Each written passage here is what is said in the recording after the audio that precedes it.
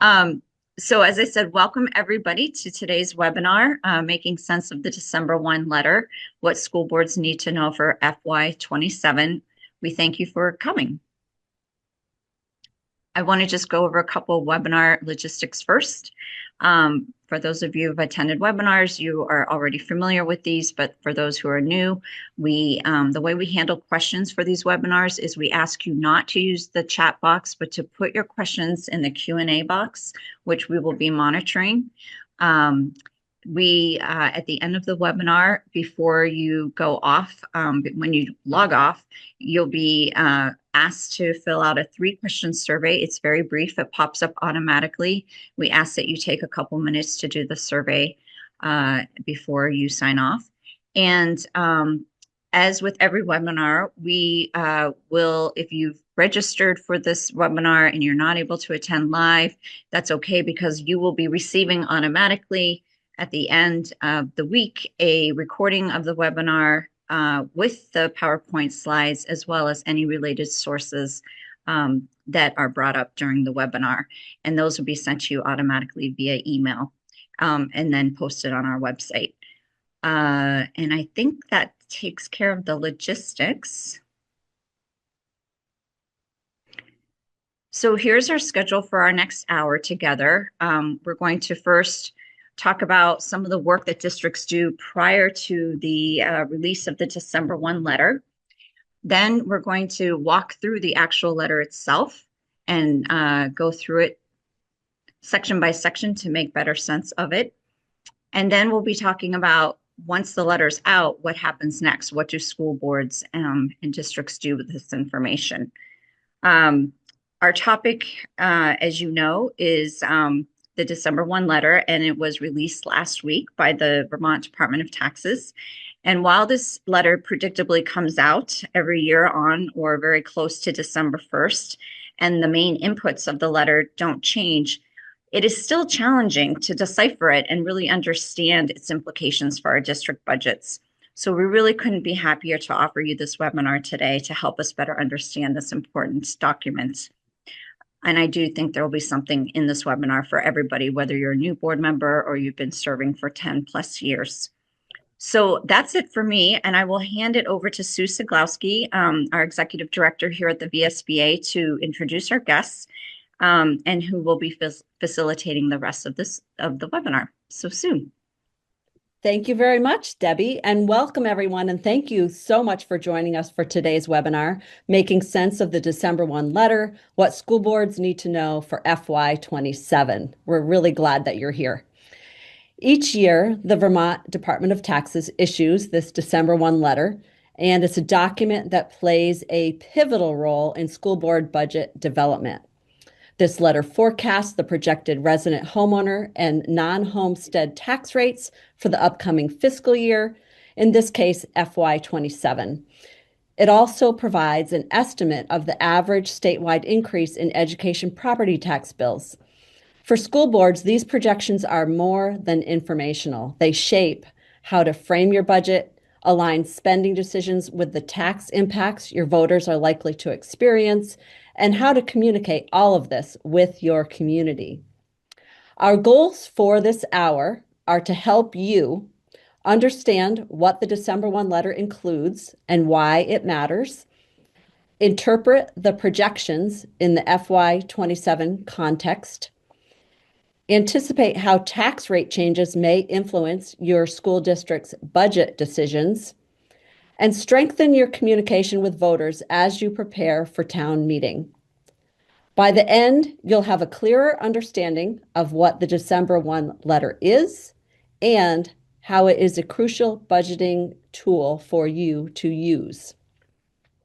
We have 2 distinguished guest panelists today, Elizabeth Jennings and Jake Feldman. Thanks so much to both of them for preparing and presenting the materials for this webinar and for sharing their expertise with us. Elizabeth is the Senior Accounting Manager for the South Burlington School District and the current president of the Vermont Association of School Business Officials, VASBO. Jake is a senior fiscal analyst with the Vermont Department of Taxes And he's also a current school board member for the Montpelier Roxbury School District.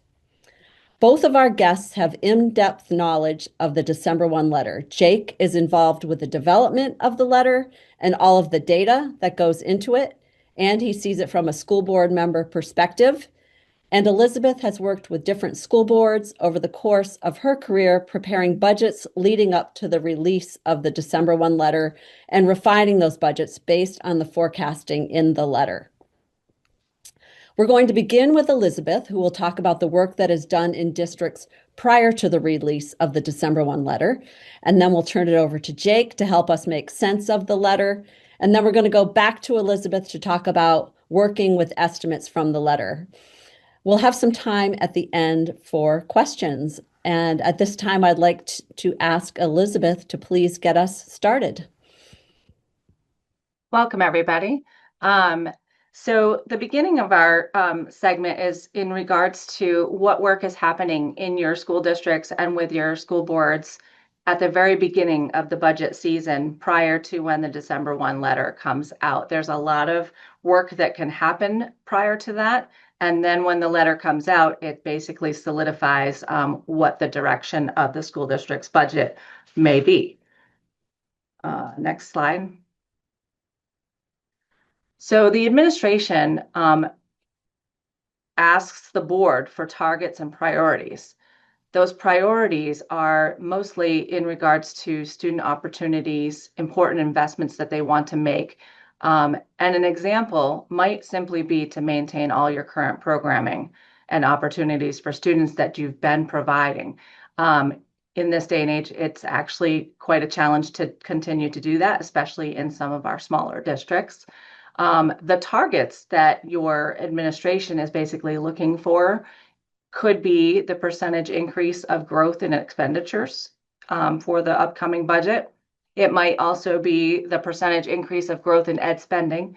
And there's an important difference between expenditure budgets and ed spending. As we know, the education spending is basically your expenditure budget minus any local revenues that you've calculated. They might give you a target to stay below the long-term weighted average daily membership per pupil threshold. And they may also ask you to stay below a certain percentage growth in the union or the individual town tax rate. They may actually even ask you to meet all of those targets and have a percentage increase growth for you for every single one of them, which is typically the case. We want to make sure we're hitting all of those targets, but it's basically what the administration is looking for from a board. And then the next layer is that the board would ask administration for what the cost drivers are in that current upcoming year from their perspective. So those things could be things like the health insurance rate increases. We've been seeing those in double digits over the past couple of years. This year is lower than what we expected. The total cost of staffing that may have resulted from your individual negotiations in your own supervisory unions or school districts. Contract increases for things like transportation, tuition, professional services, and most of those are related directly to serving students in your schools. It might be facilities and capital needs, and they may also want to know how much money is available and already set aside in reserves, or if they will need to include some of those costs in their current year budgets. Are we looking to bond? Those kind of things are the things that your boards are going to be wanting to ask administration. And then also the cost of inflation for certain goods and services. Those can be different. Some school districts and supervisory unions use an average consumer price index increase, and others will look to detail on the actual individual expenses and try to come up with based on statistical information as to what prices are increasing in any given year. And it's important also, I want to note that when I say administration, I'm not just talking about, say, the superintendent at a school district or a supervisory union.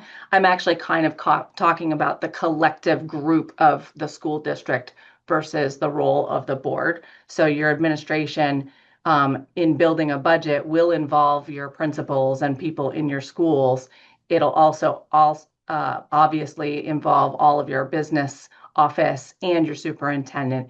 So it's basically the collective group of the school district and supervisory union that are responsible for formulating budgets and bringing that back to the board. So the first drafts from the administration typically are designed to calculate and understand what a level program expenditure budget might cost in the next fiscal year. There currently is no information at the time these are being formulated to be able to do other items on the budget process. Basically, this provides folks with a basis for what they believe it may cost in the given year to basically do everything that they're doing today in the next year. Many districts and SUs will estimate revenue and other factors, but they will base those on a prior year or any information that's available to them at the time. So what information is typically received prior to the December 1st letter coming to us? The first thing that's happening is we are, as a district or SU, working with the state of Vermont and our data managers in our own school districts and SUs. And we're trying to determine what the long-term weighted average daily membership numbers are for our individual schools and our district. There are worksheets that we receive from the state of Vermont, and those worksheets are linked into this. So once you receive this, you should be able to click on that link and just take a look at what that worksheet looks like. It's pretty complicated, but if you kind of click through, you can't hurt anything just trying to check out what information that's providing. Those worksheets are used by districts and SUs to do two things, and I actually only listed one of them here, but one is to estimate the extraordinary costs of special education students that may have costs that exceed a certain threshold, and we receive reimbursement in return. So it's important to be able to calculate what we believe those costs will be in order to determine what our revenue might be. The other thing it provides for us is information about our census block grant. It gives us kind of a look at what the census block grant is trending towards for our districts and lists every single district and SU to give them a determination of what that revenue will be for the upcoming year. The other thing we receive is from the Vermont Agency of Education, which we call it the field memo. I've seen it called other things. There again, a copy of this year's is linked into this presentation. And when you receive it, you should be able to click on that and check it out. It's a pretty informal memo to the field of business managers and administration of school districts and supervisory unions. But it is very useful. It has a lot of good information in it for us to begin our process of trying to calculate revenues and other things that are important to our budgets. It gives us the base education rate that's used to calculate what our tech center on behalf payments will be. It gives us an allowable contract renewal increase for services that will not have a public bid. So basically, to describe that a little better, there are things that we might be contracting for, say a transportation company. If we don't do our own in-house transportation, we are legally allowed to extend those contracts beyond what they were originally bid for a period up to 2 years, but only if we stay within the renewal increase of what is quoted in this field memo. If that makes any sense. The Tech Center transportation assistance rate is usually in this field memo. The pre-K tuition approved to be paid to our pre-K providers. Those are basically collaborative pre-K organizations out in our towns and districts that are providing pre-K services to students, and we are obligated by law to pay that tuition out to them. It gives us our estimated long-term weighted average daily membership threshold per pupil. That's important if your board has set for you a percentage increase on your budgets, but they've also said that you need to remain below that threshold. And it also gives us our extraordinary threshold amount, which is related to the worksheet I was previously talking about, where we estimate those costs and revenues.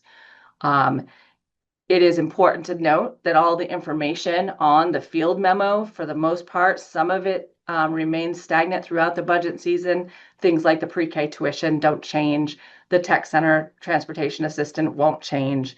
The allowable contract renewal won't change. However, there are things on that memo that can change. The long-term weighted ADM threshold per pupil is just an estimate that's being given to us.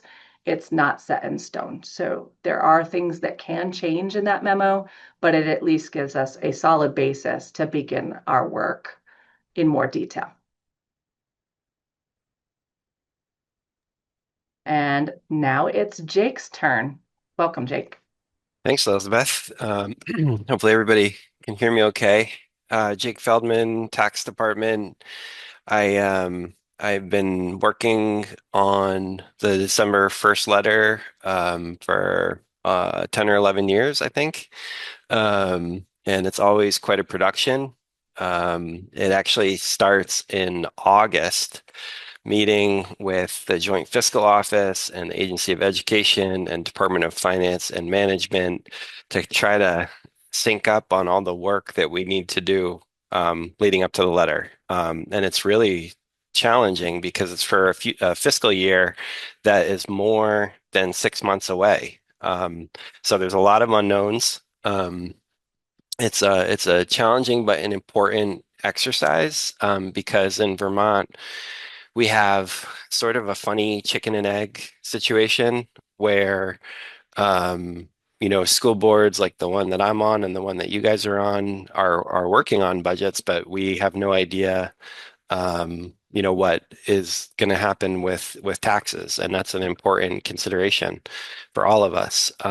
So the December 1st letter is sort of in statute. There's a formula to it, and it's released on December 1st to try to give a reasonably good lay of the land for what things are going to look like in the coming fiscal year. So there are a lot of things that go into the letter and doing all the math. But here are some of the important ones. In July, the two state economists, one for the administration and one for the legislature, make a consensus revenue estimate.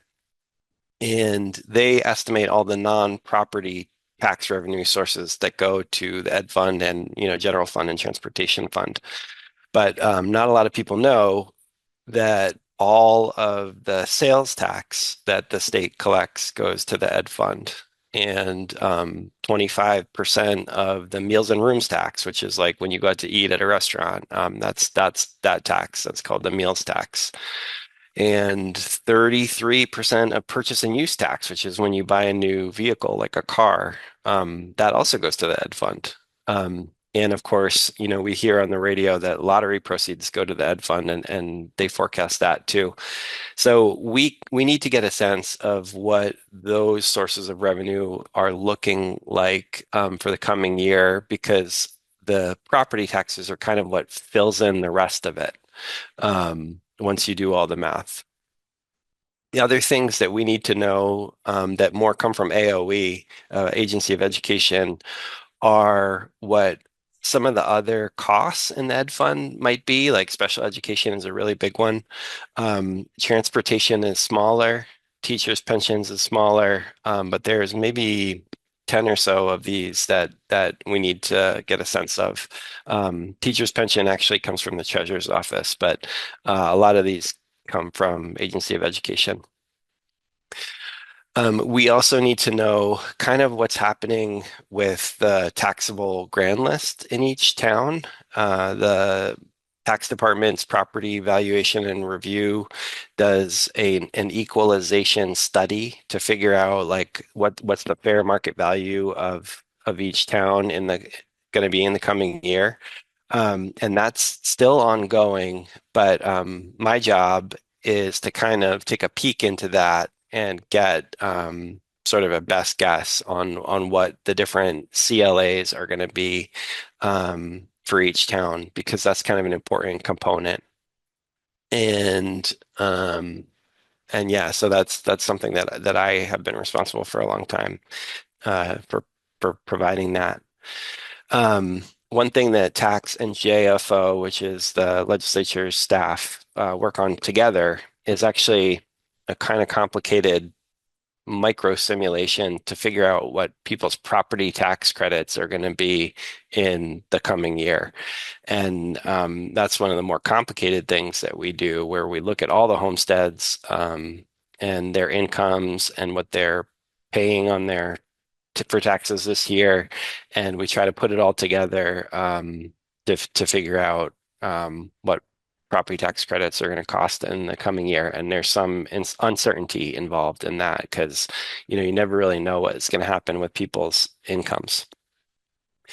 And then the most important thing, which I kind of in my mind think of as chickens, is the district spending estimates. And AOE sends out a survey, and it's a really important thing to respond to because that's kind of the main input here, is what districts are thinking they might be spending in the coming year. And granted, it's really early in the year, and it's not, nobody knows for sure, but that data is really valuable, and AOE uses what it gets as from that survey to kind of project out education spending by district. And then for the districts that they don't get an answer from, they take the average of the ones that did respond. And this year we got pretty good reply. I think like 80% of districts replied. Jake, before we move on, one question came in that's pertinent to this slide about something you said. They want to know, is the car sales tax actually going into the ed fund? They were under the impression that that most, if not all of it, goes into the transportation fund. 33% goes to the ed fund. And then I think the rest goes to the transportation fund, but there might be some going into a special fund, but probably the rest is going into the transportation fund. Okay, that helps. Thanks. So there's a few things in the letter that are important for school boards. The main thing is this homestead yield number, and it's a critical input to our tax rate calculations. And I will say about the yield is that some people think it's like, because of the word yield, they think, oh, if you apply like a $1 tax rate to all the homesteads in the state, this is how much per pupil spending you would get. But it actually is not that. It's kind of like the number that you need to plug in to the entire system to make everything balance out. So I think we actually changed the definition a couple of years ago to correct for that, because it was a little bit misleading. So it's not a number that's insulated from school spending. It's a number that you have to put into the spreadsheet to make it all work. And then income yield, for those of you who are thinking about property tax credits, the income yield is an important number. And then the non-homestead rate is simpler to work with because it's just a uniform statewide tax rate. And these are all estimates at the point of the December 1st letter. Another thing that is very useful, and I encourage you to look at, is those projected CLAs and the statewide adjustment for the coming year. So if you just kind of plug in your CLA for each of your towns from this year, you might not get an accurate answer. So this is what I was just talking about in the prior slide about how I have to look into the equalization study and try to see what CLAs are going to look like. This is a table of that information and also the statewide adjustment, which is looking like it's going to be 70% next year. So please check that out. There's a little tiny footnote in the letter about this penny. It was like a way to smooth out the Act 73 per pupil impacts. Some districts were losing a lot of students because of the reweighting in Act 73. And so, if you've been on the board for a few years, maybe you remember going into FY25, it was quite crazy because the phase in that they had for Act 73 didn't work so well. So this Act 84 structure was kind of a more it functioned, and what it did is it for districts who were losing, depending on the share of your students that you were losing, you'd get a penny discount on your tax rate, and it had a phase out, a 5-year phase out to it. So in the letter, there's a little footnote on how to calculate an estimate for what your FY27 penny discount is going to be. And I know that my district is one of those districts. And then finally, there's the administration's commentary, which is interesting to read to get a sense of what might happen in the legislative session. And then there's really good projections of statewide trends on education spending and pupils and per pupil spending that can kind of give you a sense of like how your district compares. There's also actual tax rates, which is kind of like after the CLA, what tax rates that taxpayers experience, what those average would be for the state. And then this one number, the average bill change, which gets by far the most attention in the media, where there's actually a condition for our formula for writing the letter where we have to get it. So the average bill change for homesteads and non-homesteads and people who get an income-based adjustment is the same. And this year it was 11.9% is what we arrived at.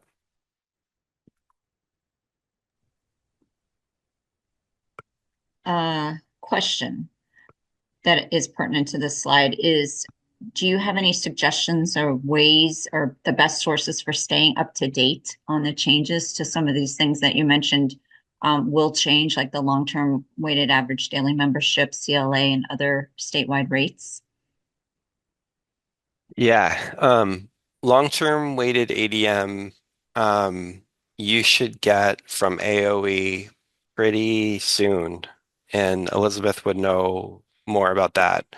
Um, so that's that one. The CLAs are going to be released at the end of December from the tax department. I think maybe in law we have to have them by the end of the year. So those will get finalized at that point. And um, it's really hard to know about actual what's going to happen with actual tax rates, but the Joint Fiscal Office makes what we call here in Montpelier, we call them education fund outlooks. It's a big table that has a lot of information, but at the top they talk about like average bill change and equalized rates, what's happening with those, which is before the CLA, and some other stuff that can kind of give you a sense of what generally is happening statewide. Great. Thank you so much. So I put this table together, and I think Elizabeth has one in a few slides that's much more detailed. But it's complicated stuff, so maybe it's helpful to see it twice. The it kind of trying to walk you through sort of the how to calculate tax rates, and I know your school business people are showing you things like this, in the next month or two.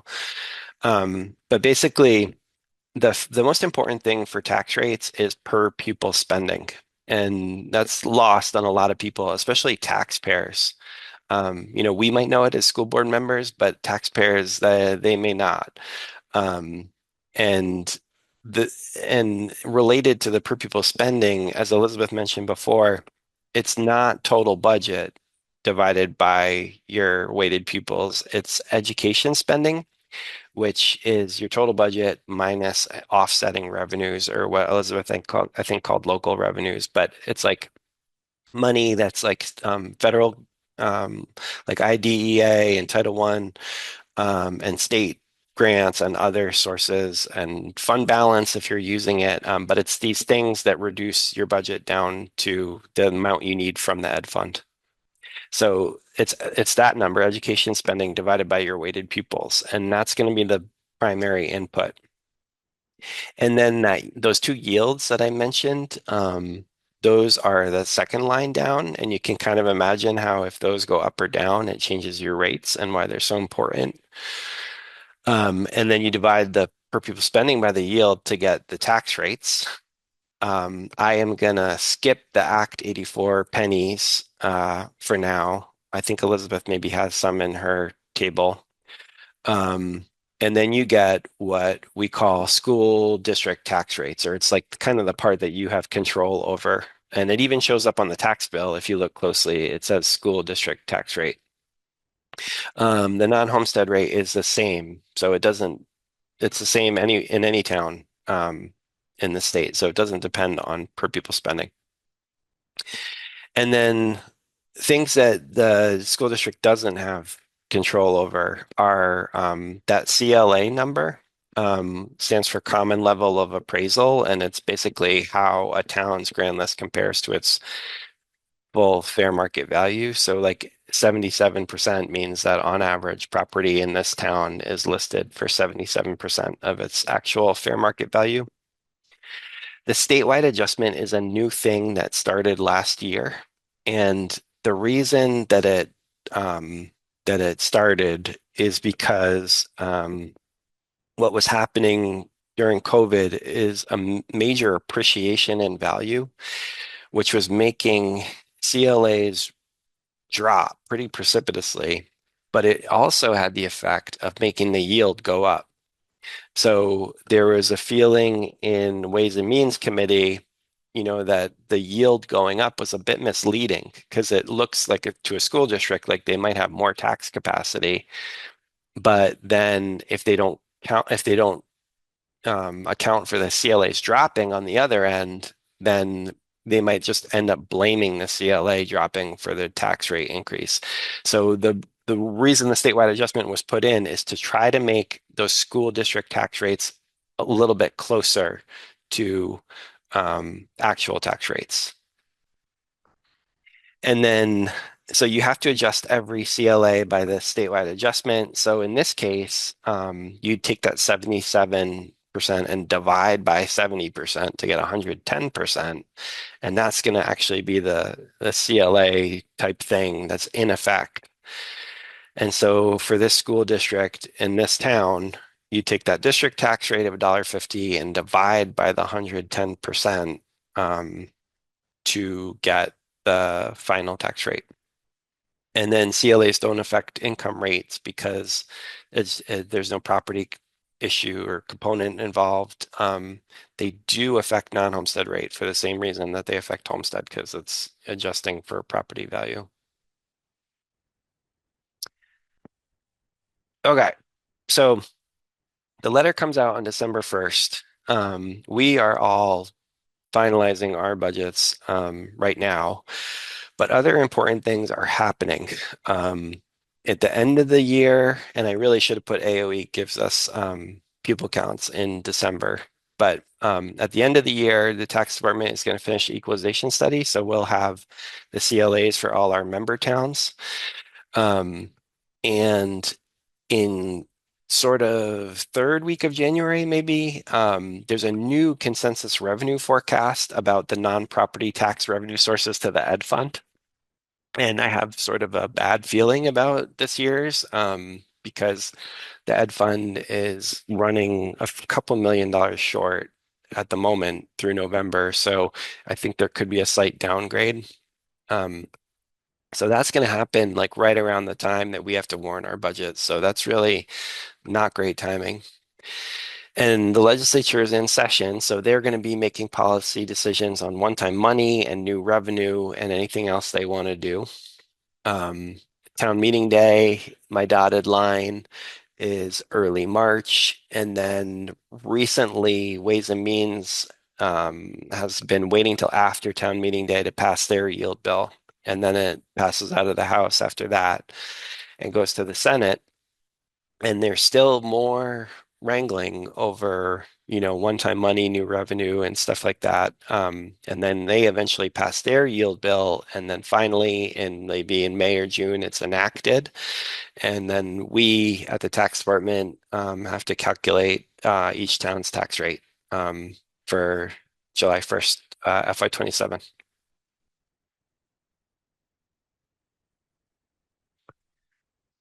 And there's a few things on here that maybe could be helpful.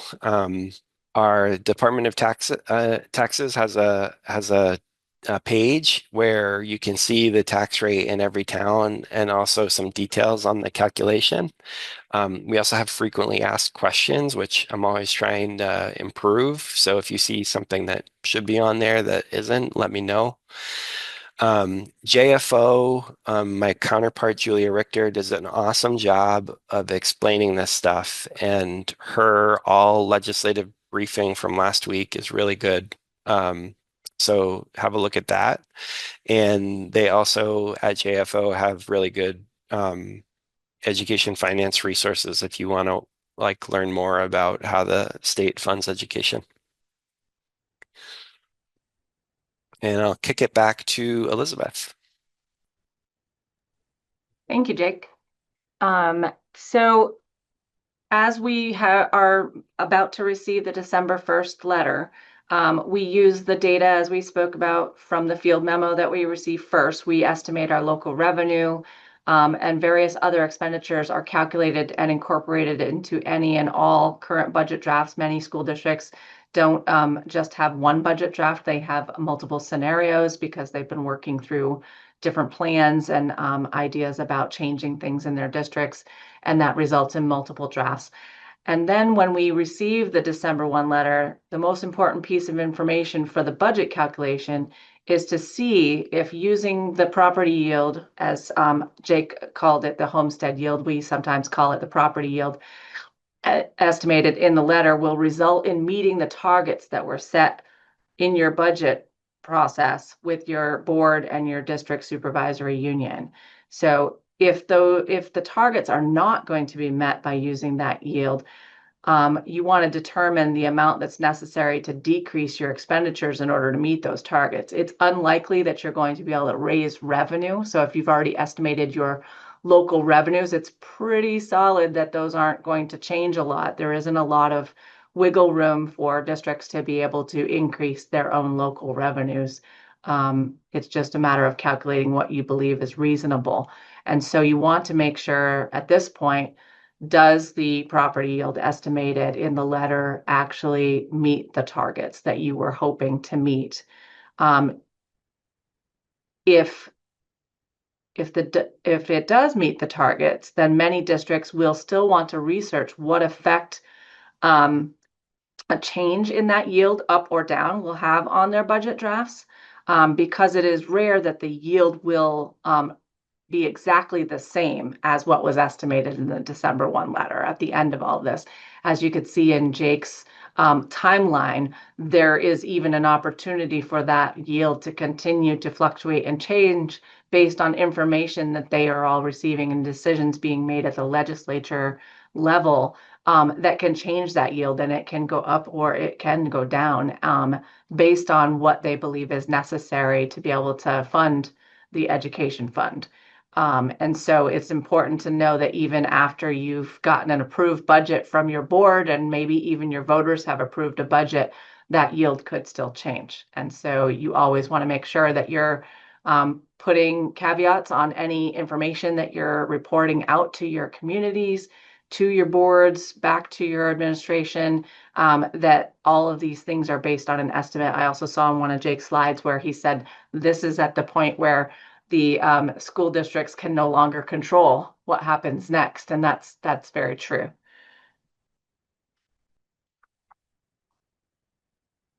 Districts' collective education spending can affect the property yield directly. So I think in one of Jake's slides, he indicated that one of the biggest attributes to being able to put into the December 1 letter is that the Agency of Ed will survey the population and find out what they believe their ed spending is going to increase for that coming year. Oftentimes during the budget process, the Agency of Ed will actually ask us to update that number. And I'm going to skip over to my right side.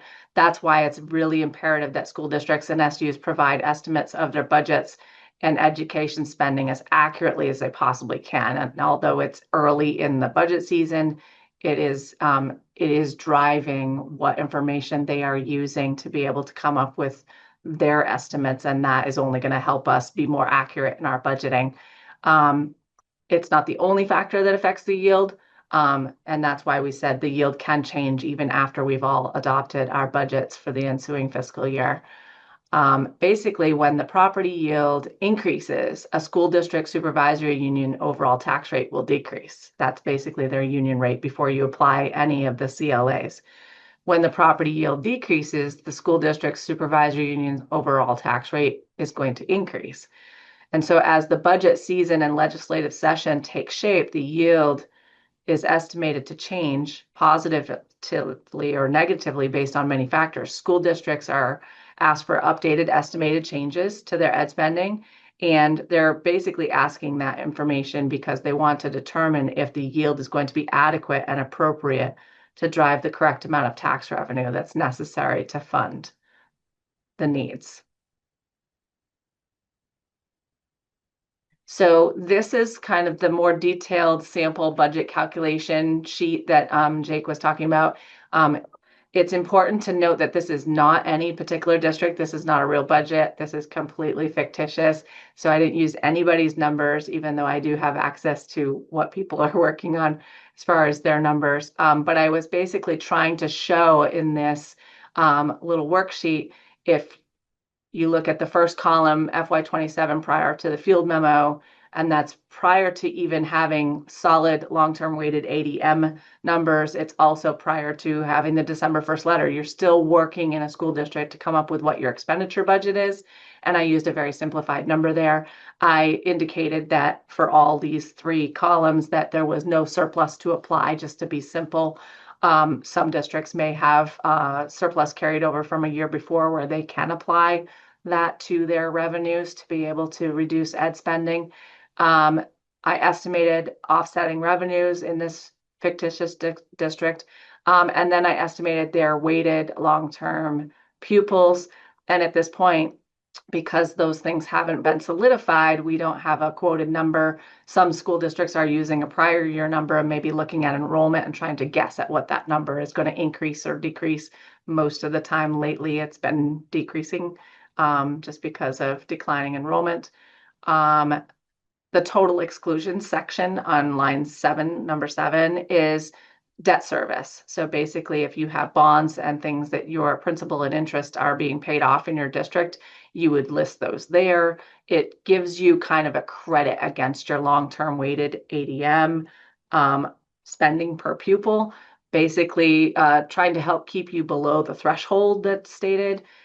In this scenario, the first column shows the estimated excess spending threshold at $16,331. That was an estimate that was given to districts and SUs way back a number of months ago when we were all already trying to figure out what this year was going to look like in our budget season. And as you can see in this scenario, it's basically showing that by using that as the threshold with the exclusions, your ed spending plus excess spending is actually below the threshold by using the exclusions of your debt service. And then if you move over to the next column, after you've received the field memo and your long-term weighted ADM, but you still don't have your December 1st letter, I replicated the same information. You can see that the long-term weighted ADM number changes a little bit based on what they've received from, that district has received from the state. And to be clear, it's not necessarily a number that comes from the state. It's information that districts are submitting to the state. They are basically scrubbing that data and trying to make sure it's accurate about pupil counts and weighting them for the districts. And then they're giving that information back to the school district, and then the school district is also verifying. So basically, it's a give and a take, and it's a work in progress between districts and the Agency of Education to come up with what that accurate number is for each district. And then as you walk through this, because that weighted pupil number and maybe some other things changed from the field memo, now this particular district is actually over the threshold, even using their credits for debt service. And then we move to the third column, and we have post December 1 letter. And so as you can see, that's identical, because at this stage, there isn't any difference that the December 1 letter has actually made. The yield is not quoted here. It's not coming into play. This part of the calculation is still being worked on before that letter comes. So you can see that that stays the same. So if we can go to the next slide, this one is the bottom half section of that calculation. And then you can see in those previous two columns where we were using a yield that was actually from last fiscal year. We were using the statewide adjustment that was from last fiscal year. We were using, and that was calculating the equalized homestead rate. We were using the same cents discount that Jake was talking about in Act 84. I estimated this district to have 2 cents, and so that stays stagnant across the board. But there again, that statewide adjustment to that comes into play, and it changes from year to year. So all the way out in that third column, you can see after the December 1 letter is received, we now have a more clear estimate to use than basing it on the prior year. And so we're starting with a statewide adjustment of 72.81. And then we're calculating what the adjusted property yield is, which is that $8,849. We can see what the equalized homestead rate will be if that's the yield that ends up being adopted. And then we apply our discount. It's important to note that this worksheet down in line 21, when I'm using a CLA, that's an estimated district-wide average, because as you know, whether you're a supervisory union or a district, you have a number of towns that are involved in most cases in your district or SU. So we had to come up with an average for this worksheet just to kind of give an illustration, but really your individual towns will have different CLAs by town. They're not averaged in that manner. And then we apply the statewide adjustment, as Jake talked about in his. And you can see how much that actual homestead rate district average fluctuated from the first column there to the last column. And so that's why it's very important to kind of have a basis for what you believe the yield is going to be. It makes a huge difference. And in this case, the estimated yield in the December 1 letter is higher than the prior year. And so therefore that tax rate is dropping in this scenario. And I think Jake has already mentioned this as well. The other most important factor from the December 1st letter is not just what it does directly to your budgets. It provides an estimate for the overall statewide expected increase in property tax rates. And that will allow your district to strategize and in some cases attempt to mitigate the effect on taxpayers. In some cases, your individual budget that you're projecting and your individual tax rate you have calculated as an estimate may not seem like it is, rising by 11.9% as is noted in the December 1 letter. But that doesn't mean you cannot attempt to mitigate the overall effect, because your budget has an effect on that 11.9%. And so the more you can do to strategize and attempt to bring yours as low as possible, the more that helps the entire state. And not just your individual district or supervisory union. So those are conversations that a lot of boards and administrations have after the December 1st letter comes out. regardless of their particular budgets, they're looking at, is there other ways we can mitigate that overall tax increase to our taxpayers? And questions and comments? Thank you Back to very Sue. much. Thank you, Elizabeth. And Jake, and now we're going to open it up for questions. We have a number of questions in the question and answer box, and so we'll go through those. The first one asks, I think this is one for you, Jake. It says, can you explain the 6.1% difference between the total 11.9% total estimated tax increase and the estimated increase of 5.8% in FY 28, I think it should say 27, education spending? Yeah, that's a good question from Rich. And he's noticing something. So the estimated tax increase is usually around the education spending increase. They should be pretty close, but last year there was a pretty significant amount of what we call one-time money used to lower tax rates. There was 77 million from the general fund, and then the ed fund actually had an unusually large amount of money on the bottom line from FY25. It had 41 million. So that's a total of 118 million that was used to buy down tax rates. So that kind of created like an artificial lowness to taxes, and now we're having to make up for that. And that's why the bill increase is quite a bit bigger than the education spending increase. Thank you. I'll move on to the next one. It says, what is the likelihood that the long-term weighted, and I think they mean ADM, it isn't specified here, will go up? We are currently about $500 over that, but don't see anything we can do to cut the necessary $250,000 to get below it. It would probably mean cutting 3 teachers, which would then put us up over student numbers per class. I think that sounds like that might be more geared towards myself. Um, so your long-term weighted ADM number or the spending per pupil is calculated by taking your education spending minus and then dividing it by that long-term weighted ADM number. And as I indicated before, the long-term weighted ADM number is not something that the Agency of Ed necessarily just gives to us. It's based on data we are submitting from our data managers from, Power School or whatever program it is that we're using to collect data on our current membership. That's basically students that are enrolled in our system. And then they take a 2-year average of that number, and then each pupil is weighted based on a weighting system. And so basically the Agency of Ed is trying to take our data, test it for accuracy, and then give it back to us in a weighted number that we can use for this calculation. So how likely is it to increase so that then your per pupil cost is then lowered? It's really only going to increase if there is something found in that data verification that says we were missing some students, or maybe the students weren't being weighted properly.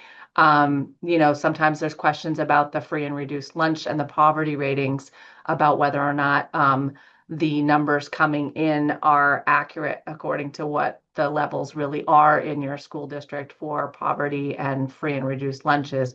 So that weighting can make a difference if it's ELL students or things like that aren't being counted properly. Those have a pretty substantial weighting. So it's really about having your district verify, maybe their data manager verifying their data that's going to the Agency of Ed, and having good conversations with the people in charge of that calculation at the Agency of Ed to make sure those numbers are accurate.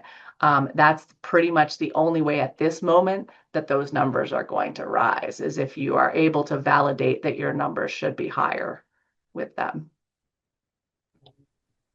Thank you. Next question is, for historical context, are there examples where Vermont temporarily froze property taxes to stabilize increases while broader reforms were developed? I only go back like 10 years, but I could take a shot at it. So um, it would cost, so to freeze property taxes for FY27 looks like it would cost like in the mid 200 millions. So that's a lot of money. Um, and um, last year they did use quite a bit of money, 118 million. And you could say that it was sort of in service of stabilizing things while they developed broader reforms. But the reforms that they're talking about wouldn't be until FY29, if they do happen.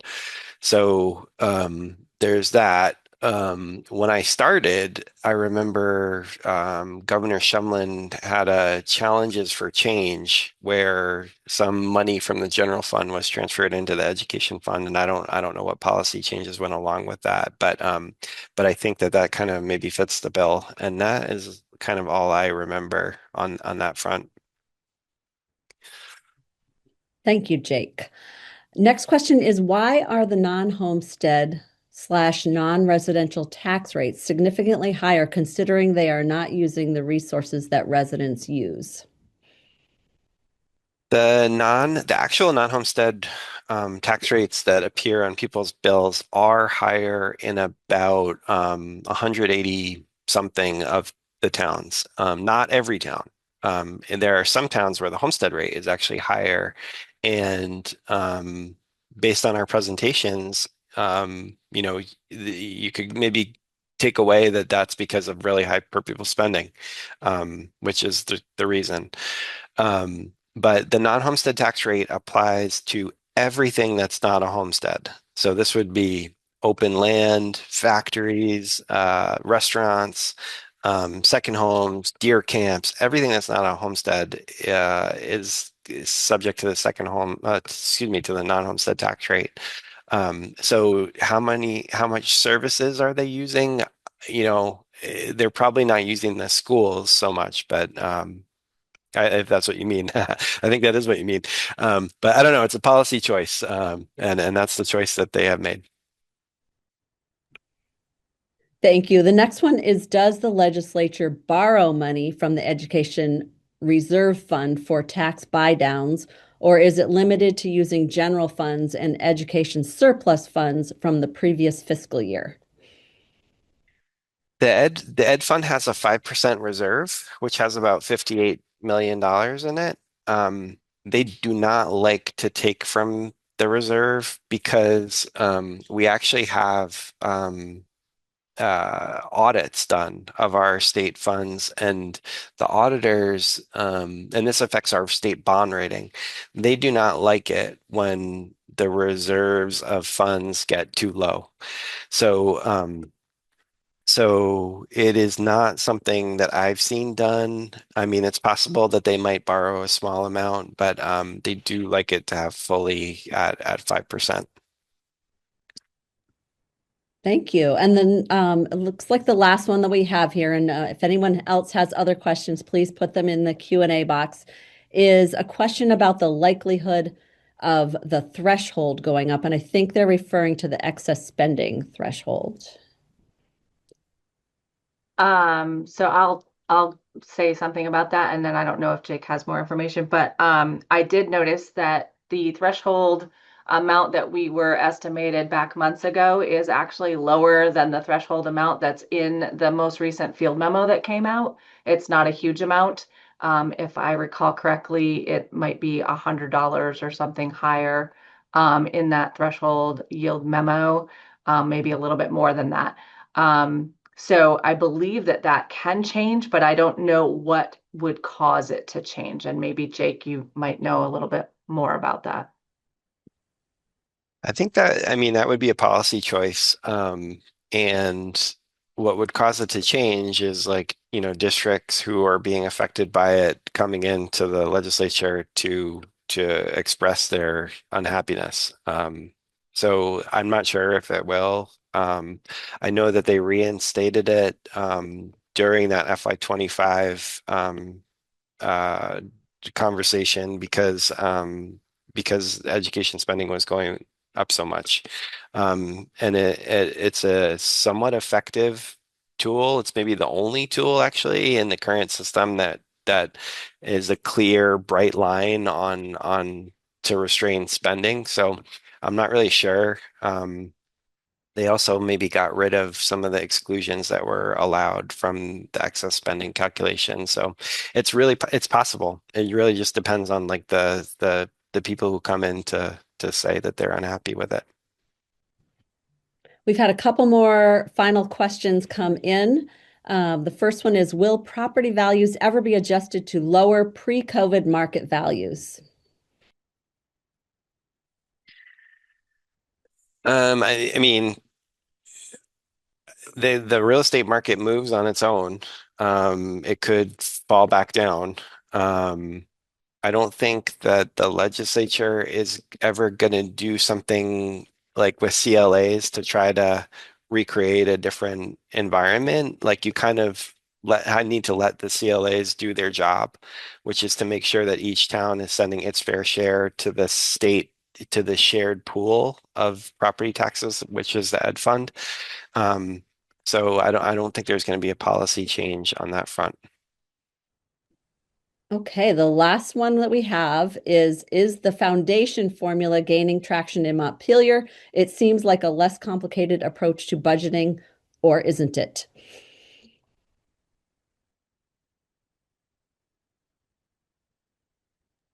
I'm not really sure who can answer that one.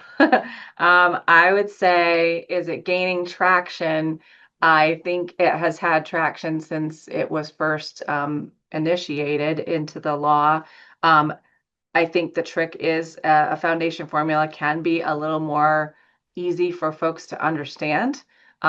Maybe even it can also make it easier for those of us building budgets in the way that you will know ahead of time how much revenue is available to you.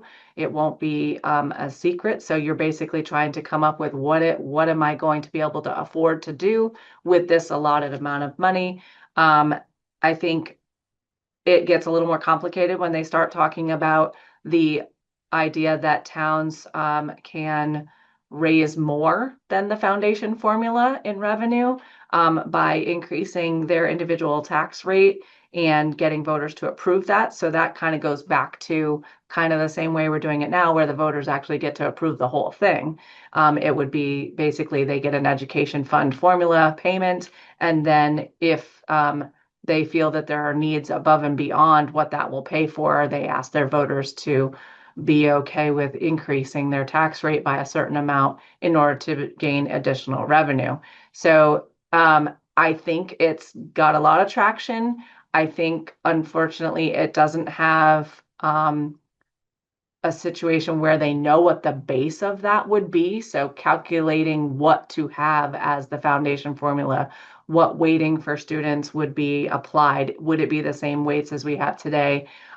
Would the categorical aid of our local revenue all still be in the same places in that foundation formula? I think that gets more complicated. And so I think it's gained enough traction. I think implementing it will be more challenging just because they have to decide so many things along the way, starting with the base of what is the base amount they're going to give, and then what are they going to do about categorical aids, things like school construction and things like that, and making sure that by implementing that particular model does not make it so that school districts as a whole are taking away opportunities for students. Because the goal really of this is to actually increase student opportunity, not actually take it away. And so if you're giving less money and schools can't afford themselves, then you're not giving students more opportunities. Thank you so much, Elizabeth and Jake. We know how busy both of you are at this time of year, so we can't thank you enough for spending this time with us today. And I'm going to turn it back to Debbie Singeiser to close us out for the day. Thanks, Sue. I just wanted to remind everybody of our next webinar. It's actually a week from tomorrow. It's an evening webinar for members of the public who are considering a run for their school board. School board members are welcome always to attend any of our webinars, but this one is really a little bit different, and it's geared specifically towards people who are considering running for the school board. And we will have a panel of current board members to answer questions. And so if you know of anybody in your community who's even playing with the notion of running for school board, even a little bit curious about what it's like to serve on a school board, please refer them to this webinar next Wednesday, December 17th at 6 p.m. The QR code's right there. Take a picture of it. It'll take you to the registration link, and also it's on our website. So thank you again, everybody, for joining us today, and we look forward to seeing you in the new year in January. Have a great day.